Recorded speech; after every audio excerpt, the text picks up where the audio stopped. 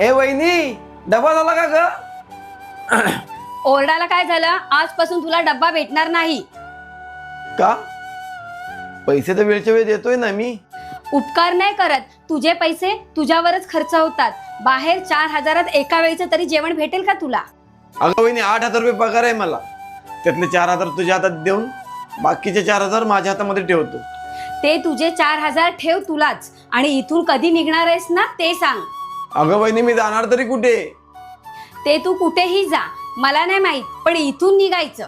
ठीक आहे वहिनी, असं असेल तर आजच निघतो इथून. काय रे, कोण कुठं चाललंय? अरे दादा, तू आलास? अरे काही नाही, आताच कामातून फोन आला होता. चेन्नईची ऑफर आले. 4,000 पगार पण वाढून भेटणार आहे. जावं लागेल.